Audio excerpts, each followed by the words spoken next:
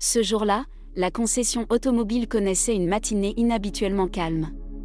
Cependant, les employés de la salle des ventes étaient depuis longtemps habitués à ce phénomène et n'en étaient nullement préoccupés.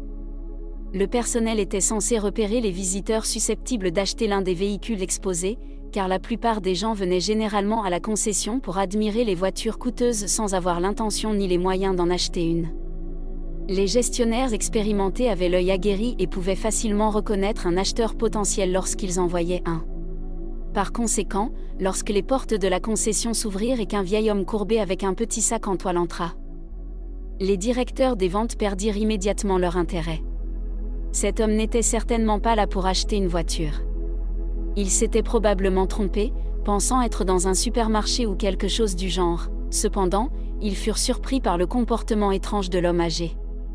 Il s'approcha du bureau de réception et demanda à la réceptionniste de surveiller son sac, qu'il posa négligemment par terre. Puis, traînant ses chaussures usées sur le sol brillant de la concession, l'homme âgé commença à examiner attentivement les voitures garées dans la salle d'exposition. Il était vêtu d'une chemise de cow-boy usée par-dessus une chemise à carreaux, de pantalons amples et d'un vieux chapeau à large bord qui lui donnait un aspect plutôt démodé. Pendant tout ce temps, les directeurs des ventes observaient ce visiteur étrange sans même essayer de cacher leur sourire moqueur. Ils étaient convaincus que l'homme âgé était pauvre et probablement un peu dérangé, et qu'il était venu uniquement pour admirer les voitures coûteuses. L'homme âgé examina méticuleusement une voiture après l'autre, jusqu'à ce qu'il se décide enfin pour la plus chère. Quelle est la capacité du moteur de cette beauté et sa garde au sol ? Et puis-je voir l'intérieur ? Demanda l'homme âgé d'une voix rauque et calme. L'un des directeurs les plus expérimentés, qui en avait déjà assez de surveiller l'homme âgé, s'approcha de lui et expliqua d'une voix hautaine que le prix de la voiture avait augmenté et qu'elle était en réalité réservée à quelqu'un d'autre. Mais pourquoi y a-t-il une étiquette de prix sur la voiture ? Cela ne signifie-t-il pas que la voiture est à vendre ? L'homme âgé s'est opposé en ressentant le mépris dans le regard du directeur principal. « Monsieur, je ne connais pas votre nom, vous voyez, une autre personne a décidé d'acheter cette voiture. De plus, le prix de cette voiture a augmenté en raison de la hausse des coûts des pièces importées. Quoi qu'il en soit, je pense que vous devriez envisager le service de location de voitures d'occasion. Je suis sûr qu'ils trouveront quelque chose de plus adapté à votre âge et à votre situation financière. » Cette phrase a immédiatement déclenché un éclat de rire parmi le personnel de la concession qui se régalait du spectacle.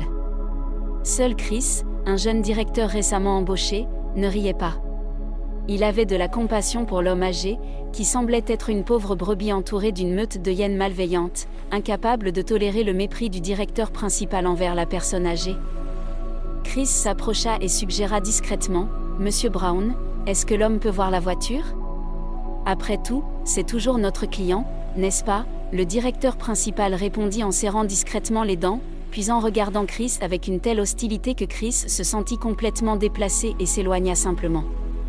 Pendant ce temps, l'homme âgé continuait de se tenir là, silencieusement, attendant patiemment que le directeur ouvre la porte pour qu'il puisse évaluer la qualité de l'intérieur et du tableau de bord.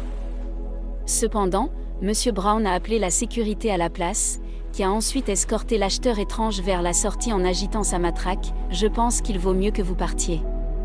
La voiture est très chère et vous n'êtes pas exactement jeune. Vous pourriez endommager quelque chose à l'intérieur », a déclaré le directeur principal en se félicitant d'avoir réussi à se débarrasser si facilement de l'homme âgé. Le traitement injuste fit monter les larmes aux yeux de l'homme âgé, et il continuait de les essuyer en essayant de ne pas pleurer en plein salon de vente. Ce n'est qu'une fois dehors que l'homme se permettait de pleurer. Courbé, il s'éloignait, au même moment. L'administratrice de la concession remarqua le sac laissé derrière par l'homme âgé. N'ayant aucune envie de le ramasser, elle utilisa son pied pour le pousser vers la sortie. Les autres employés ont ri quand ils ont vu ça, appréciant une bonne blague. La joie a été de nouveau interrompue par le jeune manager, Chris, qui a silencieusement pris le sac et est sorti en sentant les regards moqueurs de ses collègues sur son dos. Heureusement, le vieil homme n'est pas allé bien loin. Lorsque Chris a rattrapé le vieil homme, il a touché son épaule et lui a remis le sac.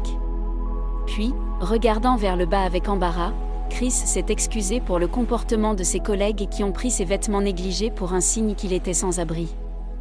En réponse à cela, le vieil homme a ouvert son sac, en souriant, a montré son contenu au jeune manager. À l'intérieur du sac, il y avait de nombreuses liasses de billets de $100 attachés avec des élastiques.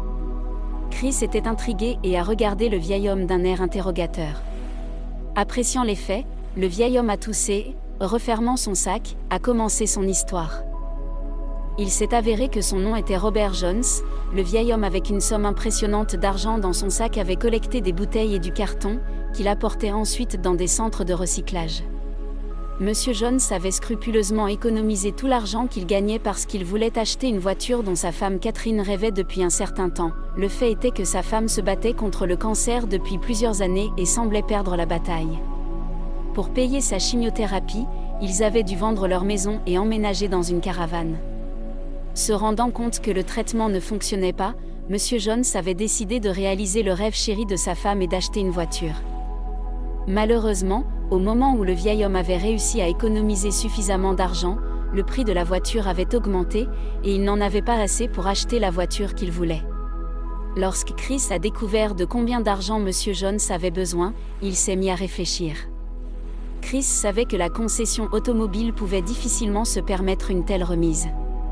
Après avoir escorté le vieil homme chez lui, Chris est retourné au travail, tourmenté par la pensée du vieil homme et du rêve de sa femme. Ainsi, plus tard dans la soirée, il s'est retrouvé devant la porte de Monsieur Jones, tenant une liasse d'argent dans ses mains. « Voici la somme entière qui vous manque pour acheter cette voiture à votre femme », a déclaré le manager en tendant au vieil homme une liasse de billets enveloppés de cellophane. Puis il est parti avant de voir les larmes monter aux yeux du vieil homme. Le lendemain, Monsieur Jones est revenu à la concession. Les employés de la salle des ventes étaient stupéfaits en voyant le vieil homme. Ils ne comprenaient pas comment il avait changé de manière si radicale en si peu de temps. Le fait était que Monsieur Jones portait un costume d'affaires, une chemise d'un blanc immaculé et des chaussures brillantes. Il transportait le même sac en toile usée pour s'assurer que ni la sécurité ni les gestionnaires ne lui demanderaient de partir. Le vieil homme ouvrit le sac et en montra le contenu à tout le monde. En voyant les piles d'argent, les employés se sont immédiatement affairés autour de Monsieur Jones, qu'ils croyaient sans abri la veille seulement.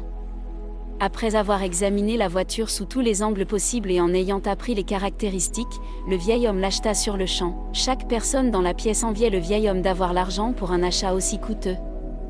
Sauf Chris, qui savait vraiment combien la voiture de Monsieur Jones coûtait. Ainsi, le vieil homme rentra chez lui dans sa propre voiture, ayant garé cette magnifique voiture non loin de sa maison. Monsieur Jones entra chez lui en souriant mystérieusement, il prit sa femme par la main et la fit sortir dans la rue, montrant la voiture coûteuse.